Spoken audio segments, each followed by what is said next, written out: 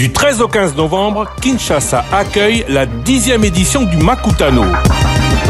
Mine et énergie, finance et tech, hydrocarbures, petites et moyennes industries, agribusiness et santé, industrie culturelle et sport. Plus de 2500 chefs d'entreprise. Le Makutano 10 vous souhaite la bienvenue. Édition spéciale en direct pendant tout le forum sur Top Congo FM. Et inviter l'honorable Georges Bokundu, est-ce qu'il est là pour entamer le panel 1? Est-ce que le député national Georges Bokundu 1, on doit aborder avec lui les pistes pour sortir de la politique de subvention des prix des produits pétroliers? J'aimerais qu'on me fasse signe. Est-ce que l'honorable est là? Voilà, honorable va prendre le relais et nous rappelons qu'il n'y aura pas de pause. Si vous avez besoin d'un petit café, vous pouvez faire un tour, mais essayez de revenir dans la salle pour qu'on essaye de gagner du temps. Merci beaucoup.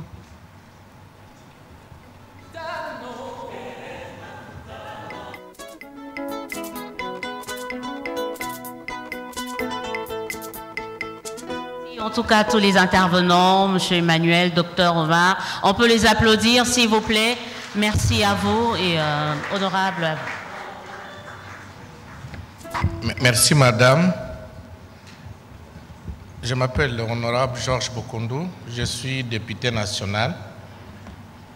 Ici, j'ai accepté de faire cette modération parce que c'est quand même un domaine qui m'intéresse personnellement. Donc, je voudrais faire cette modération pour un thème qui est important, qui succède effectivement au panel que vous venez d'avoir tout à l'heure.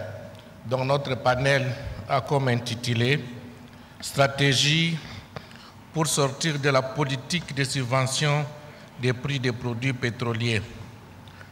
Nous aurons 4 interventions. J'espère que la 4e personne est là. Donc je vais immédiatement inviter M. William Tumawaku. Je ne sais pas s'il est là. Vous pouvez prendre place. Il y aura, le ministre n'a pas envoyé, je crois, un délégué. Je ne pense pas, le ministre des Finances. J'invite M. Guillaume Chez.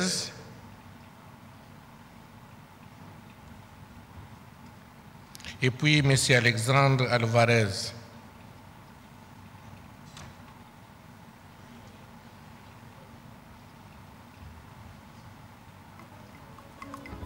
Merci beaucoup pour votre présence et participation au panel. Monsieur William va nous parler de la réforme du système d'approvisionnement des produits pétroliers. Il a lui-même pourra se présenter. Il pourra se présenter parce qu'il n'a pas pu prendre la synthèse. Il pourra prendre 2 minutes pour se présenter, chaque intervenant. Et monsieur Guillaume va nous parler de la construction d'une plateforme informatique et de la mise en place de scellés électroniques en vue de mieux contrôler les approvisionnements. Et enfin, M. Alexandre nous parlera de la construction d'un holoduc en continu dans la voie ouest. Sans plus tarder, je vais demander à M. William, je crois que vous avez un micro là-bas à côté, à moins que vous venez ici. Vous commencez par vous présenter, vous développez dans 10 minutes votre sujet.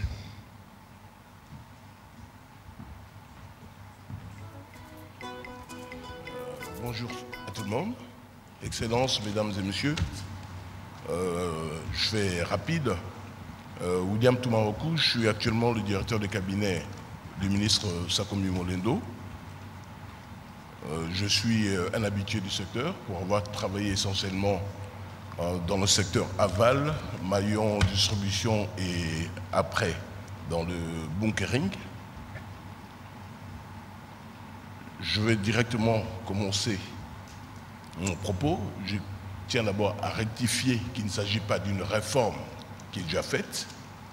Nous sommes en train de préparer un projet de réforme de court terme pour pouvoir soutenir le gouvernement pour la maîtrise des prix qui en ce moment posent énormément de problèmes.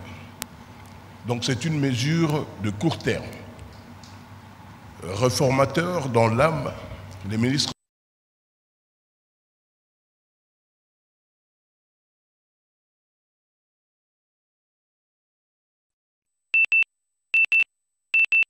pris dans un court terme. Nous allons la sonder avec les partenaires ad hoc de la profession avant de la constituer par arrêté et la défendre au Conseil des ministres. De quoi s'agit-il? La RDC contre 3 voies d'entrée officiellement, l'Ouest, le Sud et l'Est. On parle même du Nord, mais qui n'est pas formalisé. Nous allons nous en tenir ici, dans ce chapitre, à la voie Ouest.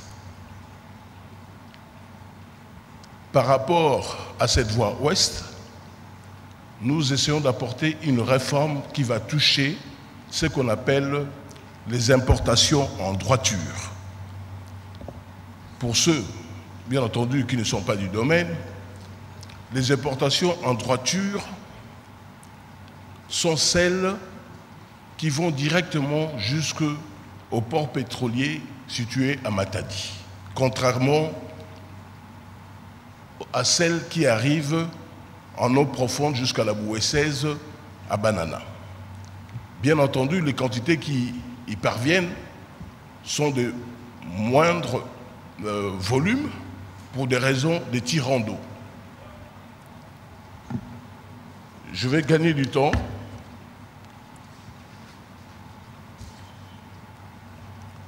Sans vous dire que cette procédure, en fait, repose sur des systèmes d'appel d'offres. Nous allons innover uniquement sur la voie en droiture en imposant au CPI, c'est-à-dire le CPI ici n'est pas à confondre avec la CPI.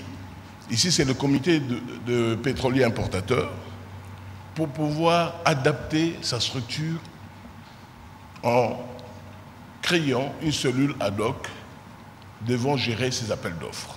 Nous proposons donc des appels d'offres sur 3 mois, uniquement sur les produits en droiture qui représentent 40% à peu près des produits importés qui rentrent par la voie ouest. Nous allons évoluer et vous voyez déjà la chute d'ici. Ça sera vers la conclusion que nous allons nous retrouver avec 2 PMF dans la voie ouest, à savoir un PMF sur la droiture et un PMF sur les produits rentrant par Saucir, et procéder bien entendu par une moyenne pondérée pour n'obtenir qu'un seul PMF parce que la structure, elle est d'ouest, elle n'est ni de Saucir ni de droiture. Alors, de quoi s'agit-il? Comment pouvons-nous créer un incitatif pour que la profession adhère, pour que les prix puissent baisser? Je vais vous dire, pour nous, nous considérons un élément fondamental. Tout ce qui nous arrive, c'est parce que l'État nous a habitués à ne pas, comment dirais-je, vraiment accompagner la profession. Il est dit ici qu'une charte soit signée, bien entendu une charte diligentée en premier lieu par les hydrocarbures, par les ministres des hydrocarbures, accompagnés de ses collègues des finances et de l'économie nationale, laquelle charte engagerait l'État vis-à-vis des sociétés commerciales, de manière à ce que le système puisse marcher. Pourquoi les ministres ne signeraient-ils pas cette charte tout seuls? C'est pour responsabiliser quand même tout le gouvernement. Les engagements pris doivent être respectés. De quoi s'agit-il? Le gouvernement, parce que c'est cela,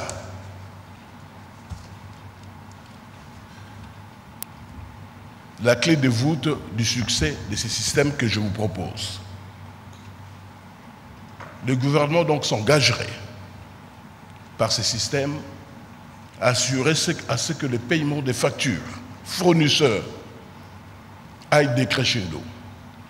Aujourd'hui, il est impensable, et je crois que nous sommes l'un des rares pays au monde où l'on voit dans les livres comptables des encours fournisseurs qui vont même au-delà de 120 jours.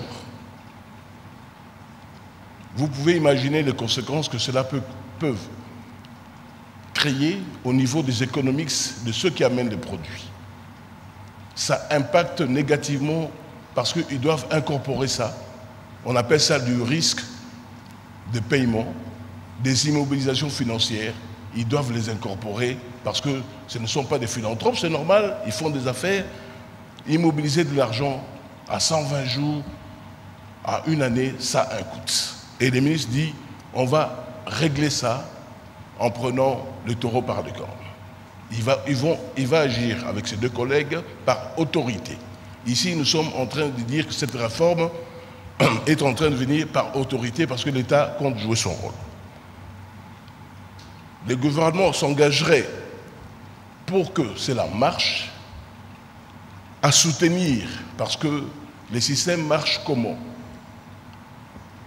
Les produits sont vendus à deux types de clients, grosso modo. Il y a les clients pétroliers, les SOCOM, les sociétés commerciales,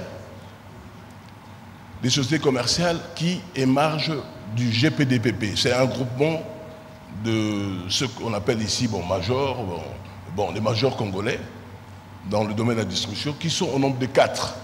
Total, Engen, Cobil, Sonatrach. Mais la réalité, c'est qu'aujourd'hui, ces GPDPP, viables qui peuvent acheter parce qu'ils disposent de trésorerie. C'est une situation cocasse à laquelle le ministre dit et tient à mettre fin.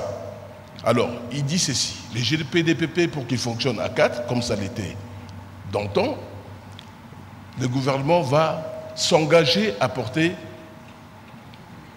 une garantie bancaire de manière à ce que les traders puissent effectuer leurs ventes à leurs endroits sans problème. Une garantie bancaire, Monsieur Montfort, j'aimerais avoir votre attention, une garantie bancaire qui s'activerait s'il y avait défaut de paiement à 45 jours maximum. De ce fait, les fournisseurs, ce qu'on appelle les fournisseurs aussi, donc les importateurs, lorsqu'ils vendraient à Sonatrach, à Cobil, n'encourraient plus de risque paiement, n'encourraient plus des risques d'immobilisation financière. Les restes, bien entendu, 15% de ces 15%, parce qu'il y a 40% qui vont pour 25% qui vont pour les majors, comme je l'ai dit tout à l'heure, et 15% qui vont aux indépendants.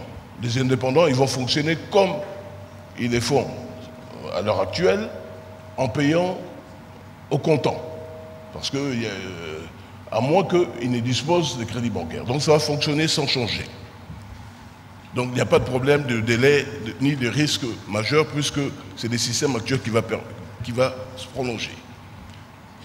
Donc le gouvernement, de par le truchement de cette charte, s'engage également à payer les MAG, ce qu'on appelle les MAG, les manques à gagner, par une discrimination positive voulue en priorisant les MAG générés au niveau de voie droiture pour amener cette voie de droiture à prospérer optimalement. Si bien entendu MAG il y a, paiement à date échue. Le gouvernement enfin, dans cette charte, s'engagerait à ce que la mutualisation soit réelle dans le sens que tous les terminaux de logistique doivent être interconnectés pour éradiquer, je dirais, expurger les sempiternels problèmes de la gestion liés à la gestion de creux, qui minent le bon fonctionnement du CPI. En gros, dans un même package, on sait régler des problèmes si, bien entendu, le gouvernement prend cet engagement. Pourquoi on ne dit pas simple arrêté, on dit une charte? Parce qu'une charte, ça s'affiche. Et les ministres ont dit, les SOCOM le suivront et afficheront cette charte chez elles, comme elles affichent les chartes portant sur les HSE et autres engagements. Qu'est-ce que nous attendons des SOCOM, donc c'est-à-dire les sociétés commerciales? Sur une base d'analyse empirique, bien entendu, je l'ai dit, 25%, 15% pour les achats comptants, les volumes passeraient du fournisseur vers cette catégorie sans aucun problème, sans risque de paiement, sans risque d'immobilisation financière et sans risque MAG. Donc il y a 3 risques que les fournisseurs, donc c'est-à-dire dans notre jargon, parce que c'est fait à l'envers, les importateurs en bon français, les traders, ne prendraient plus, comment dirais-je, en compte dans l'établissement de leur economics. Parce qu'il n'est que normal, lorsque vous allez dans un contexte empli d'aléas, de faire en sorte de vous couvrir et à chaque fois de mettre de marge de sécurité. C'est ce qui explique que ces pays, du moins ces pays, c'est-à-dire la voie ouest, la RDC, a l'un des premiums le plus élevé, parmi les plus élevés au monde. Il faut que les choses se corrigent. Bien entendu, ce n'est pas seulement uniquement par cette réforme que nous allons réduire, écraser les premiums. Il y a des mesures de long terme qui vont venir le compléter. D'ailleurs, il y a un intervenant ici qui va parler des aspects structurels qui vont effectivement éliminer de manière pérenne la problématique de la subvention. Des avantages de ces systèmes. Le gouvernement aura une meilleure connaissance, non seulement des volumes, mais de la réalité des rubriques. Parce que ça se ferait selon un ami, donc un avis de manifestation d'intérêt, dont les plis seront dépouillés dans les règles de bonne transparence, et le gouvernement, bien entendu, le contrat sera signé entre le fournisseur, le mieux disant, pas avec les présidents du CPI, mais avec les ministres lui-même, porteurs de la charte. L'accompagnement du gouvernement par ces mesures incitatives générera, bien entendu, un effet mécanique, pour ne pas dire plus, sur la baisse des premiums, du fait que les fournisseurs aient garanti quant à l'écoulement, donc je veux dire à la vente sans effort de ces produits. Et par la baisse de ces coûts de financement, en étant sûr d'être payés à date échue, en éliminant de ces economics, donc de ces calculs, les caractères aléatoires associés à plusieurs paramètres du calcul de son coût complet. L'imposition d'une seule structure dans la voie ouest, ça je l'ai dit d'entre deux jeux,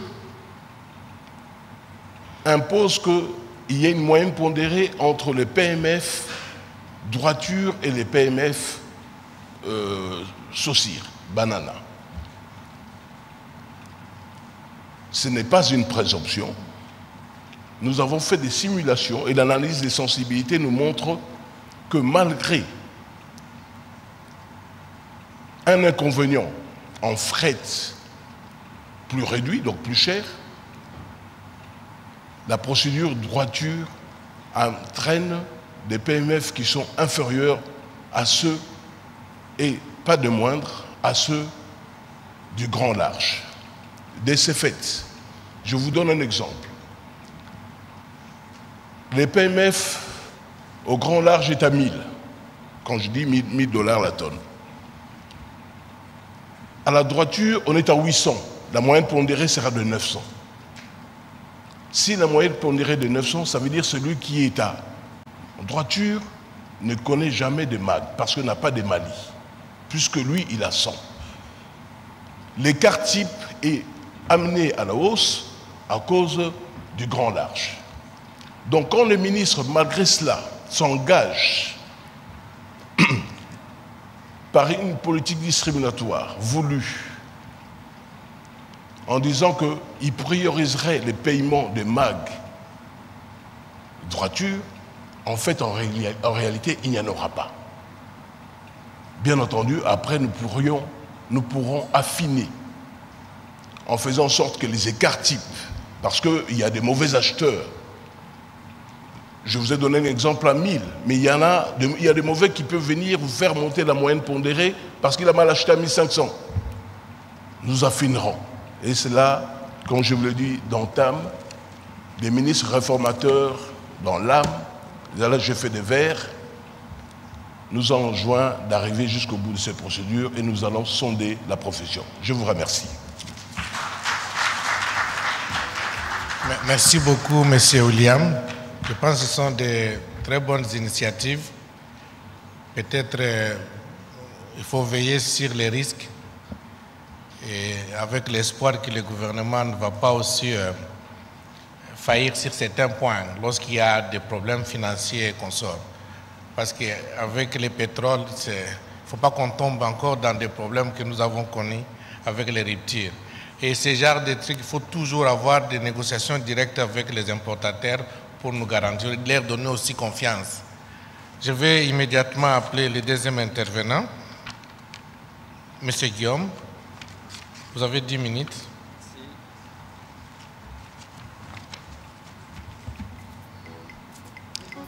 Honorable, Excellences, Mesdames et Messieurs, bonjour, mon nom est Guillaume Chaise, je suis le directeur général de la société Swiss Autentis, une société basée en Suisse, à Genève, avec différentes filiales sur le continent africain.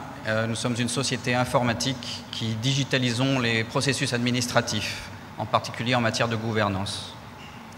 Je vais donc vous parler brièvement de digitalisation et de gouvernance des hydrocarbures. La digitalisation transforme les programmes de gouvernance en améliorant la transparence, la prise de décision et la responsabilisation, grâce notamment à deux aspects importants: la gestion d'importants volumes de données en temps réel et des processus de traitement automatisés. Elle permet également d'optimiser l'efficacité des ressources et d'engager les parties prenantes de manière plus proactive. C'est ce qui est mis en œuvre dans la nouvelle plateforme Seagoil du ministère, étant l'acronyme franco-anglais pour Système d'information pour la gouvernance et la conformité des hydrocarbures. Un premier bénéfice direct d'une telle plateforme digitale bien conçue est de faciliter la démarche de tous les acteurs du secteur. La plateforme, dès son déploiement, va recenser tous les acteurs du système, un recensement numérique, par le biais d'un portail digital collectant les informations administratives des opérateurs. Lors des nouvelles demandes de renouvellement, lors des nouvelles demandes ou les renouvellements des permis et autorisations de ces opérateurs, ceux-ci, toujours par le biais d'un portail électronique, n'auront qu'à mettre à jour leurs informations et complétées par les éléments techniques requis. Le principe de la plateforme est donc un principe de facilitation. On s'oriente vers du zéro papier, zéro document, et surtout, chaque document fourni n'est fourni qu'une seule fois. Éviter de multiplier les sources et les demandes récurrentes.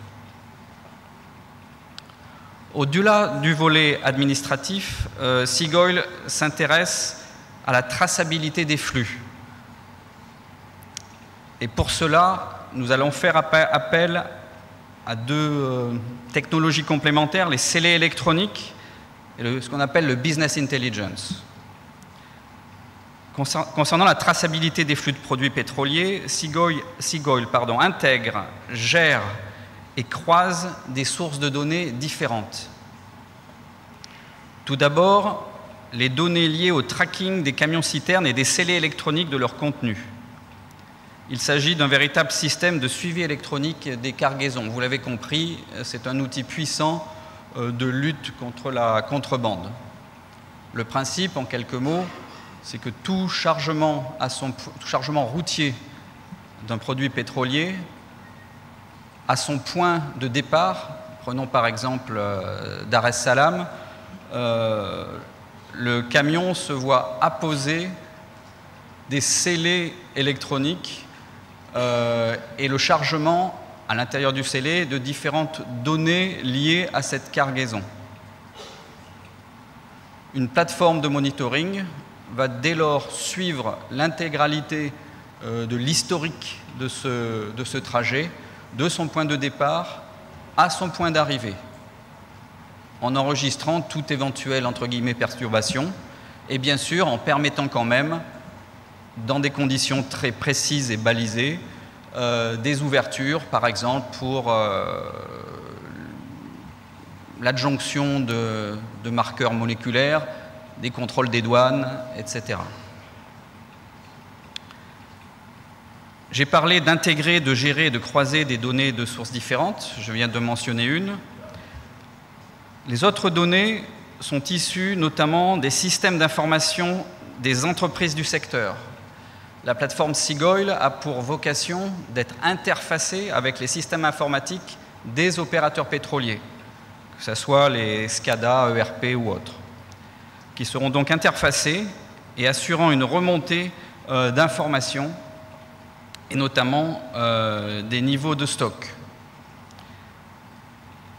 Ce volet repose sur deux domaines d'expertise de notre société, ce qu'on appelle en informatique les API, ce sont les tunnels d'interfaçage qui interfacent différentes solutions informatiques, Seagoil avec les différents systèmes du secteur. Et j'ai parlé tout à l'heure de Business Intelligence, deux mots anglais qui signifient en fait le fait de collecter, d'analyser et de visualiser les données de façon très simple.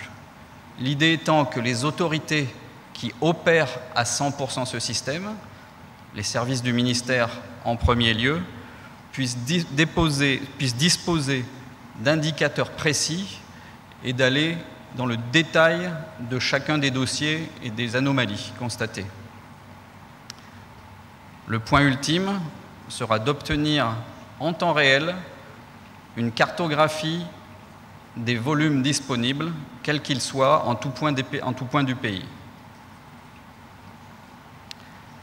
Le croisement de ces informations émanant des différents acteurs à différents niveaux de la chaîne logistique permet ainsi de détecter les incohérences et donc aux autorités de maîtriser ces risques et de cibler précisément la fraude. Pour conclure, quelques mots quant à la souveraineté. Notre approche s'inscrit directement dans les exigences de gouvernance et de transparence, encore rappelées hier par son Excellence Monsieur le Président de la République lors de son discours inaugural. J'insiste bien, gouvernance et transparence. Bien sûr, en modernisant la capacité de régulation de l'autorité principale, le ministère des Hydrocarbures, et à notre niveau, en tant que prestataire informatique, nous participons à cette souveraineté en assurant un transfert de capacité totale quant à la mise en œuvre de la plateforme informatique, Seagoil, et bien sûr en transférant l'intégralité des codes sources du logiciel à son propriétaire, qui sera donc l'État congolais par le biais du ministère des Hydrocarbures. Je vous remercie. J'ai tenté de compresser au maximum mon intervention. Merci pour votre attention. Merci beaucoup, M. Guillaume. En réalité, la gestion de beaucoup de secteurs aujourd'hui est informatisée. Le ministre, en sa qualité de l'autorité de tutelle, devrait peut-être s'intéresser. Peut-être il pourra vous poser d'autres questions sur la faisabilité, les conditionnalités aussi. Mais que M. William se prépare, juste pour quels sont les liens avec ce qu'on projette dans les appels d'offres et consorts. Après, vous allez répondre ça après, avec ce nouveau système, pour avoir une très bonne corrélation. En attendant qu'on revient, on prend les derniers intervenants pour nous présenter. Monsieur Alexandre, vous avez la parole, 10 minutes.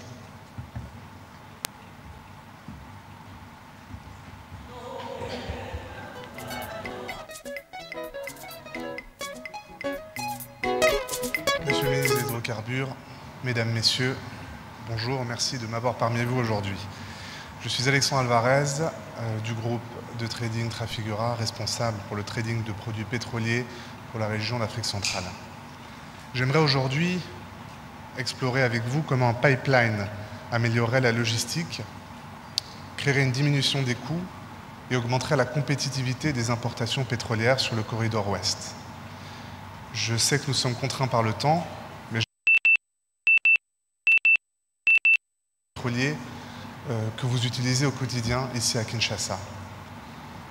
Des tankers de capacité autour de 30 à 35 000 tonnes chargent des raffineries nord-européennes, de raffineries africaines comme la CIR, Dangote ou de stockage flottant au large de Lomé. Ces produits sont acheminés au port de Banana pour être déchargés par des barges dans le terminal de la Saucire. Les navires, une fois allégés, remontent le fleuve Congo pour atteindre Matadi et les différents terminaux CEP, SPS Sacobil, l'Erexcom, pour décharger le reliquat de leur cargaison. Le produit qu'on trouve du coup à Kinshasa a été transbordé une première fois.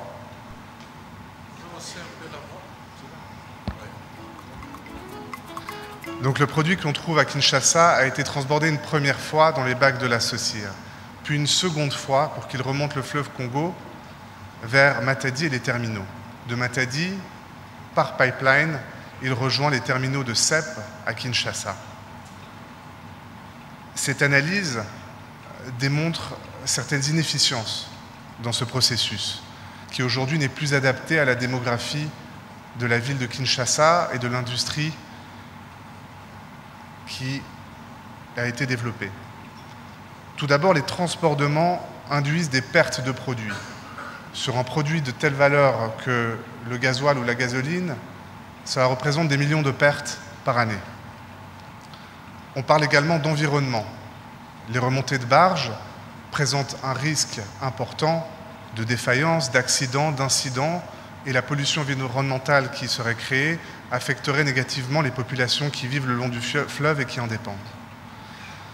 En matière de coûts, il faut savoir qu'un tanker de capacité 30 à 35 000 tonnes coûte autour de 35 000 $ par jour. Chaque jour de déchargement additionnel, chaque jour d'attente pour avoir un pilote pour remonter le fleuve Congo génère des coûts additionnels qui s'accumulent et qui se reflètent sur les prix à la pompe. Tous ces démurages, au final, viennent gonfler la note et les manques à gagner dont le gouvernement tente tant bien que mal de compenser. J'aimerais à titre comparatif faire un petit exemple. Le coût logistique habituel dont le prix de revient d'un produit pétrolier est de 10%. En RDC, sur le corridor ouest, il compose à peu près 30% de ce coût-là. Donc si on essaye de mettre un coût en dollars sur ces inefficiences, si nous arrivions à diminuer ne serait-ce que de 10% ce coût logistique, ça représenterait des économies de l'ordre de 30 à 40 millions de dollars sur l'approvisionnement énergétique par année. D'où l'idée d'un pipeline. Un pipeline entre Banana, Matadi et Kinshasa, sachant qu'il existe déjà sur la partie Matadi-Kinshasa, mais son extension apporterait énormément d'avantages, parmi lesquels, premièrement, cette fameuse réduction du coût logistique dont on vient de parler. Secondo, nous avons parlé de traçabilité de produits. Cette traçabilité de produits est beaucoup plus pesée sur un pipeline. Il y a un point d'entrée, un point de sortie, diminuant la fraude et les pertes additionnelles pour l'État. On élimine complètement le risque de vol également, ainsi que tous les risques environnementaux qui sont liés au transport de carburant par voie fluviale. En résumé, toutes ces économies permettraient de diminuer les manques à gagner, de rendre l'approvisionnement plus compétitif et par conséquent l'industrie plus compétitive. L'énergie, le pétrole et les produits pétroliers étant la colonne vertébrale de cette industrie. Certains d'entre vous me poseront la question, mais qu'en est-il de l'investissement d'une telle infrastructure? Et vous aurez raison, puisque c'est un point qu'on ne peut pas omettre. On estimerait une telle construction autour des 300 millions de dollars. Mais ça ouvre aussi une opportunité pour le gouvernement de travailler avec le secteur privé, comme il a été fait dans bien d'autres pays et dans des exemples qui ont été très réussis, de partenariats public-privé. Ces partenariats permettent à l'État d'assurer le financement de ces infrastructures, un amortissement sur le long terme qui ne vient pas gréver les finances de l'État, en plus d'amener des groupes internationaux aux côtés de groupes autochtones congolais dans des projets qui amènent de la connaissance et un échange à ce niveau-là. Il y a un point important aussi, des infrastructures comme les pipelines sont des infrastructures, si bien maintenues, très durables. Regardez aujourd'hui, le pipeline qui relie Matadi à Kinshasa a été mis en service, sauf erreur, au début des années 50. Donc, l'amortissement de telles infrastructures, quand bien même le coût d'investissement initial est important, peut être fait sur une très longue période. Je m'arrêterai donc là pour dire que ce projet serait une réponse concrète à l'augmentation démographique de Kinshasa, à l'augmentation de la demande future et répondrait de manière efficace aux problématiques d'approvisionnement et de manque à gagner. Merci beaucoup.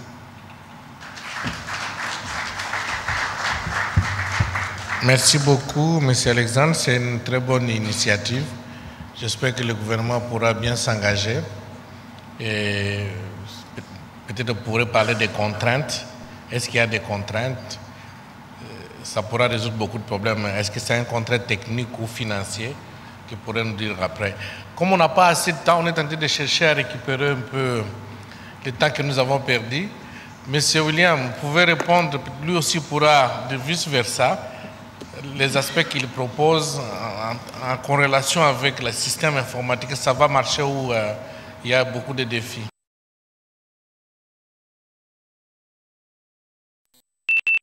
Les appels d'offres seront gérés par une seule unité. Ce serait comme une espèce de guichet unique. Guichet unique. Il a parlé de scellé électronique, une procédure que le ministre tient à mettre en place pour pouvoir faire le suivi des camions qui rentrent de manière volage au Katanga ou Séville, la plus grande contrebande du pays. Même ces aspects seront gérés par les SIGOL, qui sera comme la source centrale d'information. Oui. Pour compléter le premier point de votre question, la plateforme SIGOL va permettre aux fonctionnaires chargés, par exemple, de l'étude technique, de l'étude comparative des dossiers d'appel d'offres, va grandement leur faciliter leur travail. De manière pratique, comment le gouvernement congolais pourra faire? De manière pratique, tout le flux d'informations en fait est géré dans cette plateforme SIGOL du ministère des hydrocarbures. C'est une digitalisation du processus. Ah. Non, mais je comprends la question de l'honorable Bokungu. De manière pratique, le gouvernement a déjà commencé à analyser et à trouver, bien entendu, beaucoup de bienfaits par rapport à cette offre. Et les pourparlers vont bon train. Une note au Conseil sera préparée. Un MOU a déjà été signé. Et après le Conseil, bien entendu, on passera au contrat. Ah, okay. C'est pour dire que le gouvernement va s'engager. Donc c'est le Congo qui doit amorcer ou initier le processus si ce n'est pas encore initié? Non, le processus a déjà commencé. Ouais. Il y a eu déjà au-delà de l'entame. Mais le problème, c'est que pour que le processus arrive à son terme, les ministres doivent aller défendre, comme il est fait avec brio, le dossier au niveau du Conseil des ministres. Ok.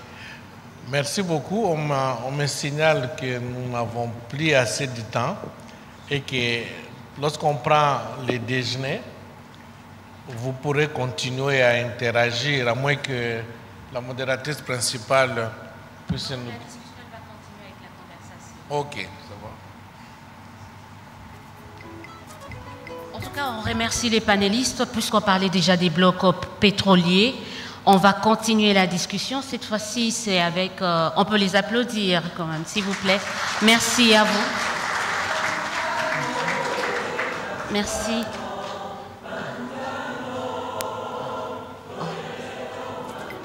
Vous aurez le temps de poser quelques questions, mais là, vous savez que le 15 octobre dernier, le ministre des Hydrocarbures a eu à annuler le processus relatif aux appels d'offres des blocs pétroliers ici. Donc, on en parlait déjà. On a touché quelques mots ici par des précédents intervenants. Et là, c'est un face-à-face, une conversation entre le ministre des Hydrocarbures et Ziad Liam, qui est le directeur général de magazine Afrique Magazine. Alors, on va inviter les deux personnalités à nous rejoindre sur cette estrade. Merci, merci d'applaudir. C'est un moment important que nous vous prierons de bien suivre. Messieurs, je regarde le micro, on va juste prendre le... Allô, allô, bonjour à tous. Monsieur le ministre, bonjour à ceux qui sont là. Peut-être on pourrait faire un signal à la salle de café qu'il y a une séquence intéressante pour que les gens viennent assister à cet exercice toujours un peu compliqué pour un ministre qui doit contrôler sa parole publique de la question de la session one-on-one avec un journaliste, mais je suis sûr que tout ça va très bien se passer. J'ai été très impressionné par la qualité et la densité des discussions de ce matin qui montrent à quel point le secteur des hydrocarbures est en fait un secteur global qu'il faut envisager en amont, en aval, la distribution, l'exploration, la production, la commercialisation, et de voir à quel point à la fois les besoins et les potentialités sont extrêmement importantes en République démocratique du Congo. Alors, Monsieur le ministre, je vais commencer par l'actualité, puisque, en fait, la presse internationale et nationale s'est focalisée sur le fameux retrait de ces appels d'offres en octobre.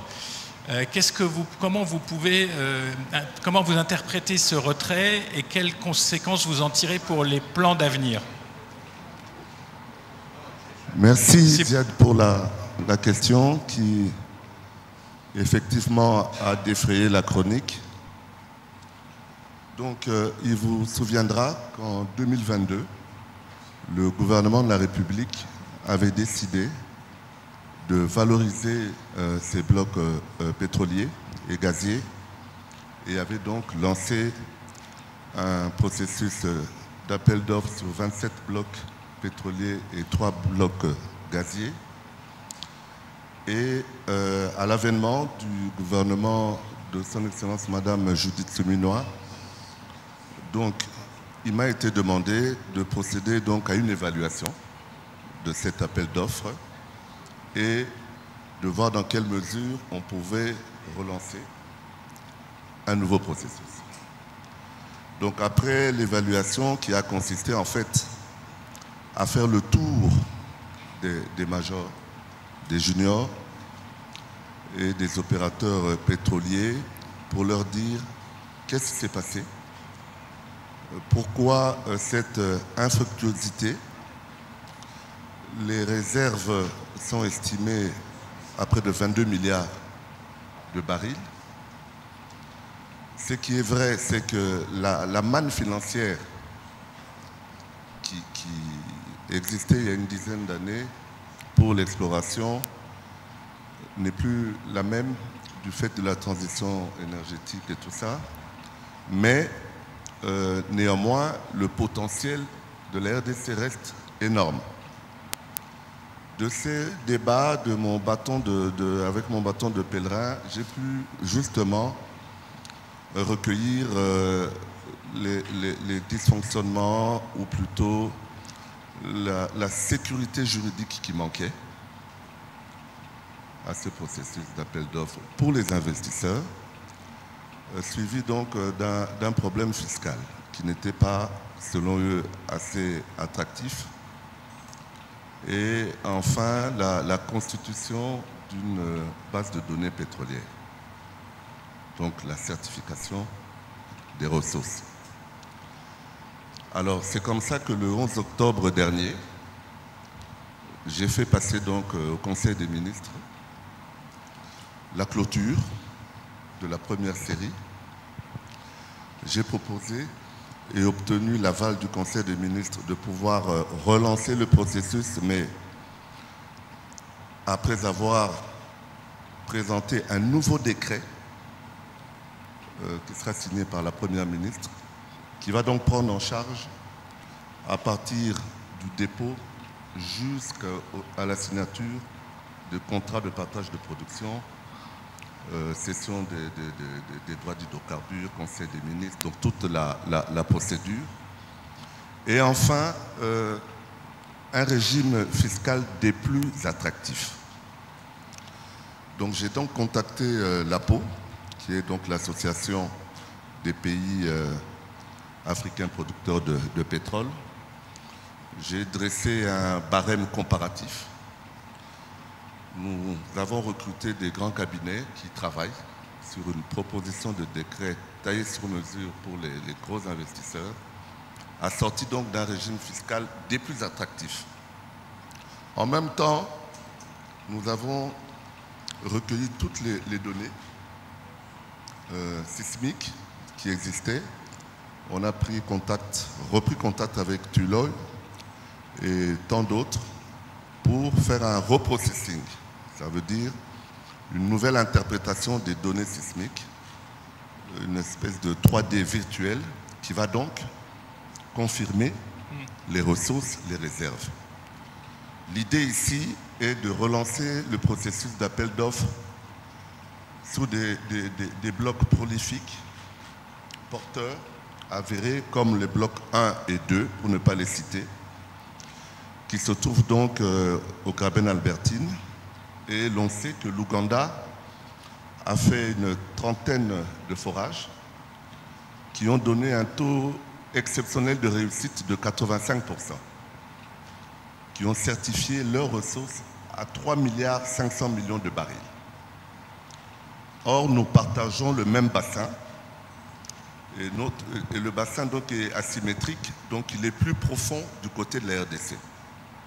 Donc raisonnablement, nous pensons que les réserves sont plus importantes. On pourrait peut-être dépasser les 3 milliards de barils sur le bloc 1 et 2.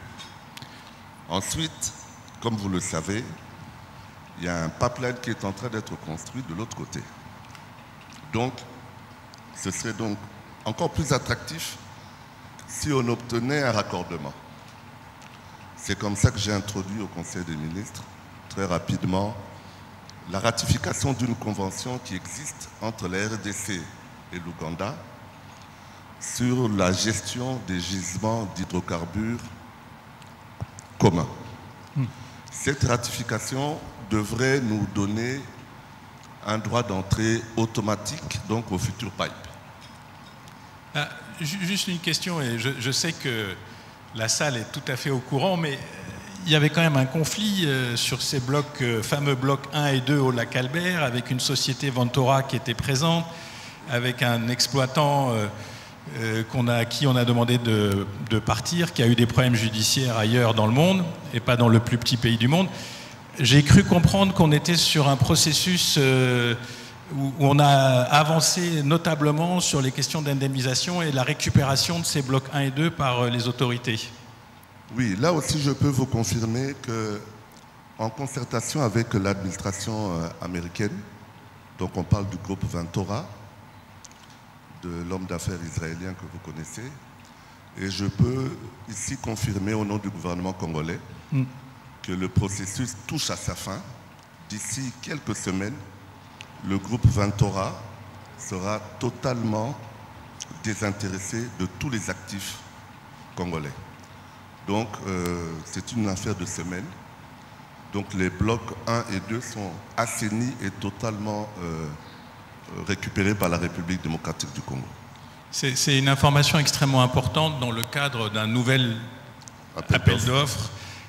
Vous avez dans votre esprit quel type de timing raisonnable, disons, pour relancer le processus? Je crois que pour le décret, nous devrions être prêts courant du mois de janvier. Le régime fiscal aussi, certainement dans la foulée. Le reprocessing, donc le traitement des données pour certifier, parce que la volonté du président de la République, c'est justement de valoriser ces blocs à leur juste prix. Donc, chaque fois on parle de réserves, mais ces réserves-là ne sont pas valorisées. Et le pays s'était vraiment lancé dans une campagne minière en oubliant les hydrocarbures. Donc maintenant, la volonté du gouvernement et du chef de l'État qui m'a instruit, c'est d'abord certifier et ensuite revenir donc au niveau d'un appel d'offres restreint avec un nouveau cadre légal qui sécurise les investisseurs assorti d'un régime fiscal motivant et enfin une interprétation des données. Et à ce moment-là, comme le groupe Ventora ici, je répète, est totalement désengagé, je le confirme, là, dans quelques semaines, ce sera officiel. À ce moment-là, nous irons donc vers cet appel d'offres restreint. Alors le timing pour le traitement des données, c'est à peu près 2 mois, 2 à 3 mois. Donc raisonnablement, on peut parler du premier semestre 2025, où nous allons relancer le processus d'appel d'offres, mais restreint sous les blocs 1 et 2. Alors il y a un autre site qui intéresse beaucoup les observateurs du monde pétrolier, c'est la fameuse zone maritime d'intérêt commun avec l'Angola et le bloc 14. On en est où dans l'évolution de cette opération? Oui, merci pour la question. En effet, nous avons signé dernièrement en Angola un avenant sur cet accord de gouvernance et le contrat de partage de production avait déjà été signé. Il est question maintenant que nous puissions là aussi ratifier cet accord au niveau de notre Parlement. S'en suivra donc courant février 2025 la grande réunion technique sur la production qui sera opérée donc par le groupe Chevron. Les deux pays ont ouvert un compte joint pour le partage des dividendes. Donc il ne reste que la ratification, la réunion technique de production et nous y allons. Tout ça implique, j'allais dire, un réseau de relations diplomatiques et politiques avec les voisins, comme si on était en marge de créer un marché régional de l'énergie hydrocarbures. Vous parlez de l'Ouganda, vous parlez de la Tanzanie, vous parlez de l'Angola. Est-ce que tout ça, c'est réalisable politiquement et diplomatiquement? Est-ce que tous les acteurs sont alignés? Ce n'est pas réalisable, c'est réalisé, puisqu'il existe déjà des conventions signées avec l'Angola, je viens d'en parler, avec l'Ouganda, nous allons ratifier, la partie ougandaise a déjà ratifié. Nous avons une convention en termes d'hydrocarbures avec le Congo-Brazza. Nous avons un MOU à revisiter et à renouveler avec la Tanzanie parce que le pipe qui est en face va jusqu'en Tanzanie.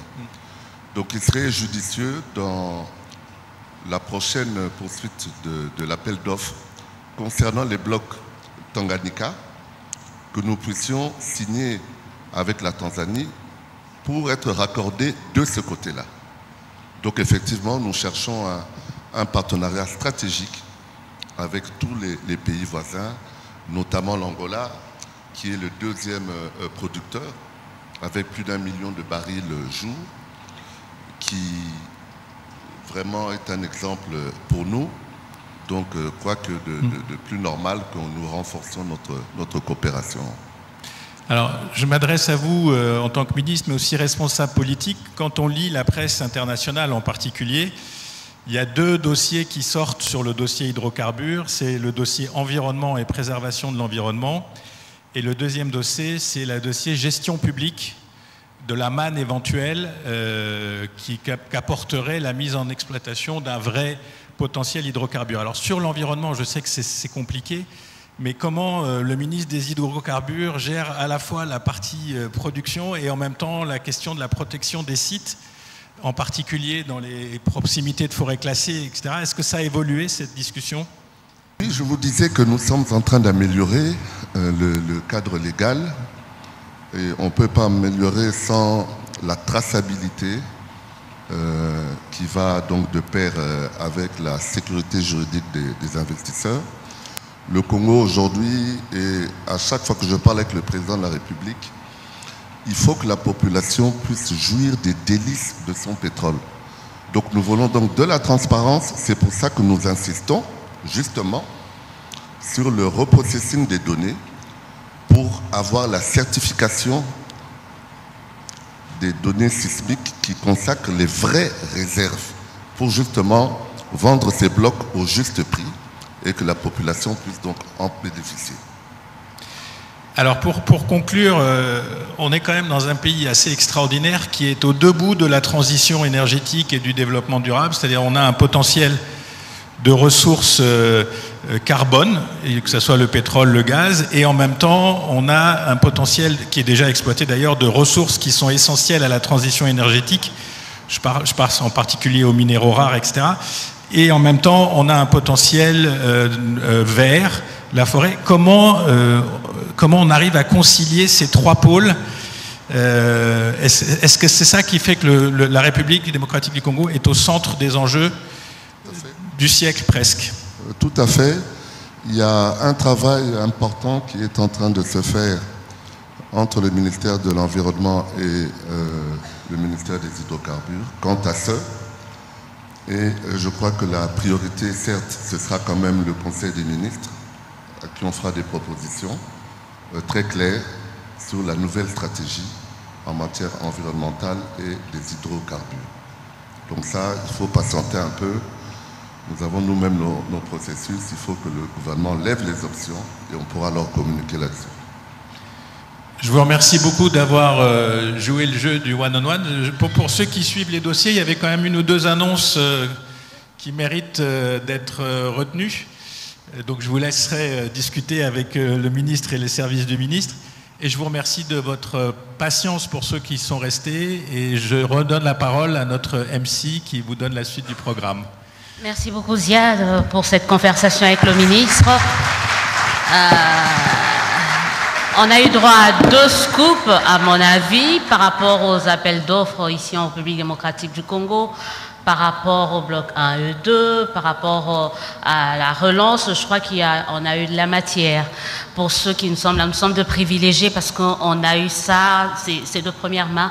Donc nous tenons à remercier le ministre Sakombi Molendo pour avoir joué le jeu, mais également le brillantissime Ziad. Merci à vous. On va très bientôt prendre la grande pause, mais on termine juste avec un panel. Parce que là, je sais que c'est la pause déjeuner.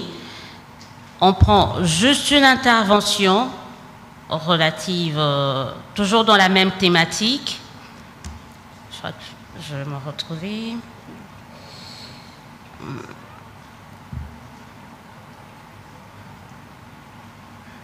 Alors, on reste toujours dans cette thématique liée aux opportunités et défis pour la RDC dans le domaine de l'exploration et de l'exploitation pétrolière gazière. Donc, on n'aura pas la valorisation de gaz torché en RDC, mais plutôt, on passe à une seule intervenante qui, elle, va parler du développement des champs matures pour une exploitation optimale dans le bassin côtier de la RDC. J'invite Madame Yvonne Mbala, directrice générale adjointe de la société Perenco. Madame.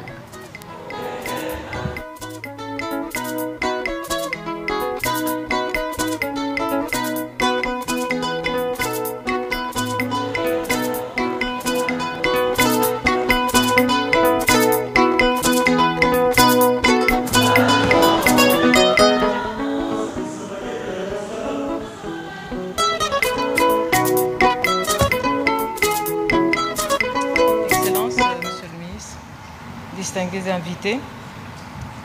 Nous sommes très honorés de pouvoir intervenir aujourd'hui pour pouvoir parler du développement des champs matures. Je ne sais pas si la technique est prête pour pouvoir passer la présentation. Comme il a été souligné par mes prédécesseurs, il y a plusieurs bassins sédimentaires en RDC, mais le seul bassin en production, c'est le bassin côtier, qui est opéré sur un permis en mer par le groupe Perenco et sur 3 permis à terre, toujours par Perenco, et ce en association avec la RDC. Voilà.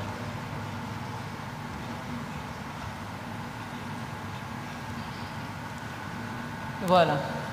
Donc, malheureusement, mon pointeur n'est pas visible. Donc, nous avons tout l'espace maritime congolais, c'est la partie en bleu foncé, qui est opérée par la société Monde International Oil Company, et 3 permis à terre par Perenco Rep, toutes les 2 sociétés du groupe Perenco, et en association avec la RDC. Ce sont des permis qui à terre vont jusqu'en 2043 et en mer jusqu'en 2049, en association avec l'État congolais qui est partenaire, et en mer et à terre, ainsi que la société nationale, la Sonaïdroc. Donc nous avons vraiment des intérêts alignés. Il n'y a pas d'un côté les opérateurs et de l'autre côté l'État congolais.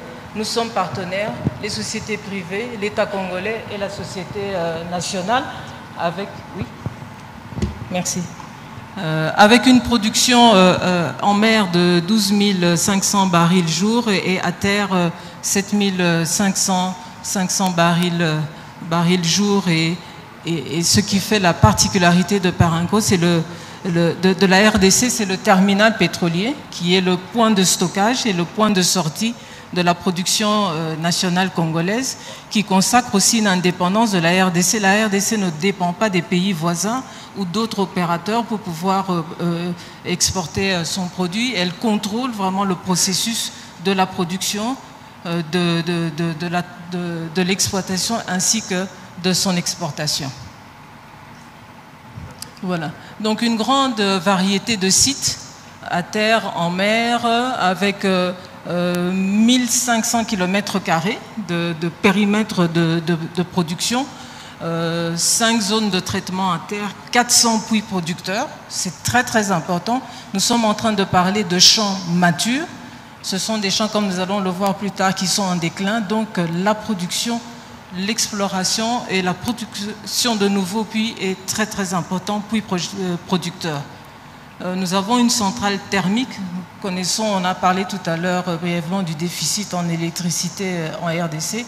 Et donc pour pouvoir assurer et maintenir la production, Perenco opère une centrale technique d'une capacité installée de 25 MW. Et en offshore, 35 plateformes de production, 300 km de pipe et des zones de traitement. Alors, qu'est-ce qu'on entend par champs marginaux? Vous avez ici une illustration de la vie d'un champ pétrolier. La vie d'un champ pétrolier, c'est, disons, 3 étapes. La période de négociation qui va de 0 à 5, où on fait de l'exploration, de la délinéation, du développement pour pouvoir mettre en place l'infrastructure.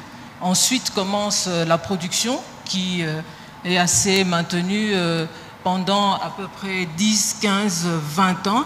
Ensuite arrive la phase de déclin. 90% de la production des réserves prouvées ont déjà été exploitées, et donc le champ a perdu de sa force, a perdu de son souffle, le champ commence à décliner, et donc la récupération de la production devient fastidieuse parce que les hydrocarbures sont en petite quantité. Le potentiel est maintenant à rechercher dans ce que nous appelons un mode isolé, et la valorisation est très très difficile. Et pour pouvoir pérenniser la production, pour pouvoir justifier la production, pouvoir justifier des paiements vis-à-vis de l'État, il faut d'importants investissements. Et l'illustration, la production pétrolière en RDC a commencé en 1976. En 2000 arrive Perenco, après le retrait de Total, le retrait de Chevron, le retrait de groupes comme nos partenaires, anciens partenaires japonais. Donc Perenco arrive. La partie grise, ça c'est la production, c'est la production des puits qui étaient opérés par les anciens opérateurs. Et donc si rien n'avait été fait, vous pensez bien qu'en 2024, on ne parlerait plus de Perenco, du moins de la RDC, comme pays producteur d'hydrocarbures. Donc à partir de 2000, d'importants investissements ont été consentis, à peu près 5 milliards de dollars, pour pouvoir récupérer 160 millions de barils et pouvoir justifier le maintien d'une activité en RDC et le paiement de revenus à l'État. Donc les champs matures sont des champs à fort déclin. Les réserves sont de plus en plus rares et très difficiles à pouvoir produire. Et donc il faut beaucoup d'ingéniosité, beaucoup de savoir-faire pour pouvoir justifier la prolongation de leur vie. Alors cela se passe, le succès de cette exploitation s'appuie sur 8 piliers. Le premier pilier, il faut des ressources humaines expérimentées, efficaces, qui vont pouvoir prendre en place la gestion et la production. Et donc pour cela, nous investissons dans des programmes de formation, nous investissons dans des gestions de carrière et dans des formations continues. Ça, c'est le premier pilier. Le deuxième pilier, la maintenance des installations. Vous pensez bien que lorsque vous arrivez après 30 ans d'exploitation pétrolière, on ne peut plus parler d'intégrité du matériel, de l'outil de production. Donc il y a un gros travail de walkover, comme on dit dans notre langage, pour pouvoir gérer l'intégrité, améliorer, moderniser l'outil de production, faire des maintenances anticipatives et préventives. Le deuxième pilier, c'est promouvoir la culture de l'environnement et de la sécurité. Ensuite, lutter contre le déclin. Nous avons vu, qu'on le veuille ou pas, c'est la nature. 13% de déclin annuel. Donc, il faut absolument, en faisant des interventions sur les puits pour pouvoir s'assurer que les pipelines sont toujours intègres, qu'il n'y a pas de fuite de production. La fiabilité du réseau électrique qui permet la production. Nous avons l'autre, le cinquième pilier, c'est le forage de nouveaux puits. Il faut faire de l'exploration, il faut trouver de nouvelles réserves. La gestion de l'eau, qui parle de champs matures, parle de remontée énorme d'eau. Donc nous produisons en même temps et de l'huile et de l'eau, mais le but c'est de pouvoir retirer de l'eau. Comment pouvoir gérer l'eau en réinjectant, en mettant en place des hydrocyclones notamment. Ensuite, une innovation dans de nouvelles technologies, par exemple des conversions de plateformes de forage en plateformes de production ou en plateformes d'injection, et enfin des relais de croissance, notamment dans de l'exploration, dans de la valorisation du gaz, parce que qui dit production de pétrole, dit en même temps production de gaz, et donc de gaz qui peut être transformé en électricité ou de gaz pour l'industrie. Alors, vous avez l'illustration de ce que nous venons de dire. Investissement massif, c'est la courbe en jaune avec deux pics, du moins de 2008, 2009, 2015, 2016, la période de la baisse des cours du baril.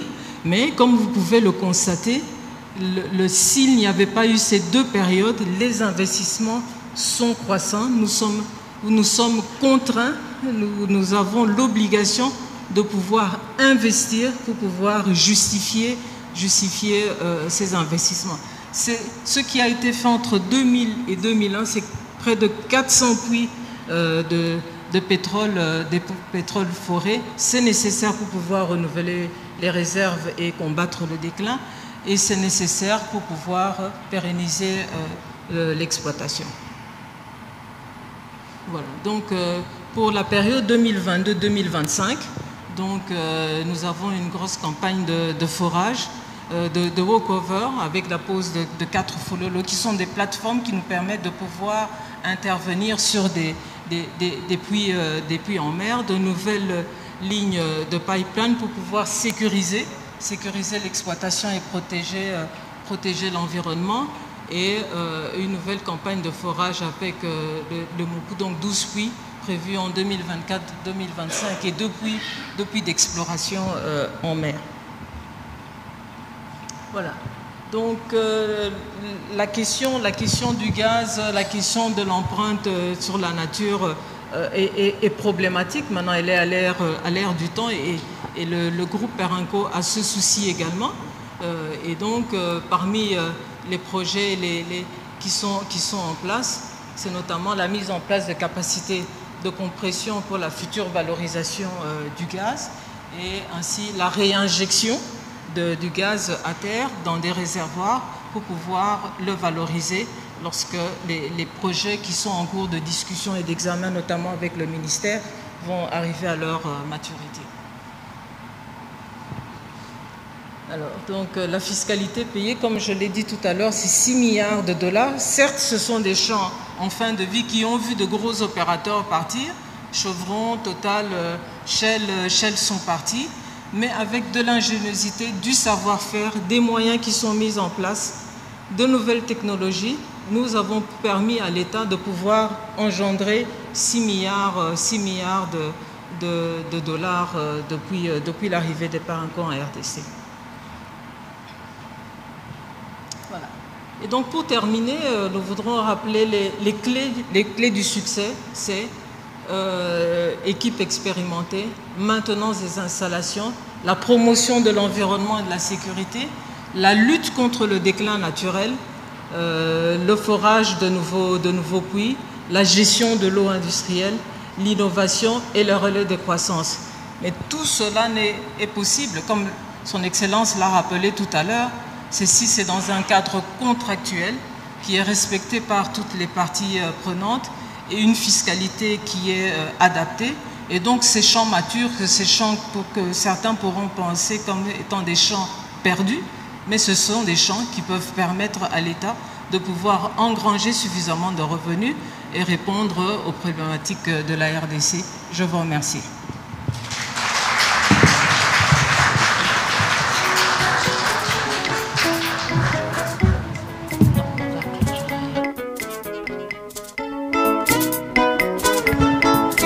Merci beaucoup, Madame Yvonne Mbala, directrice générale adjointe de la société Perenco. C'est par elle qu'on met un terme à la première partie de cette journée, en tout cas concernant les hydrocarbures ici en République démocratique du Congo. Mais reste la deuxième partie.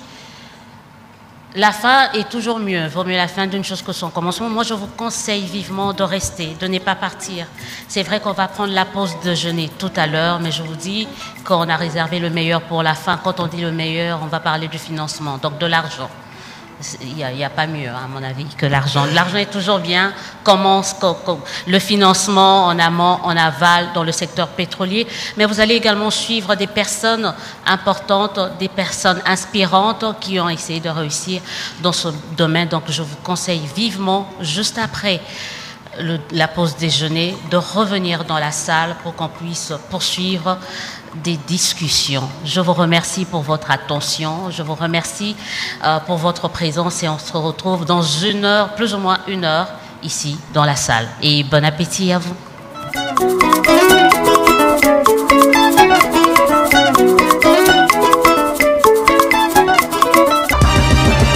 Du 13 au 15 novembre, Kinshasa accueille la 10e édition du Makutano.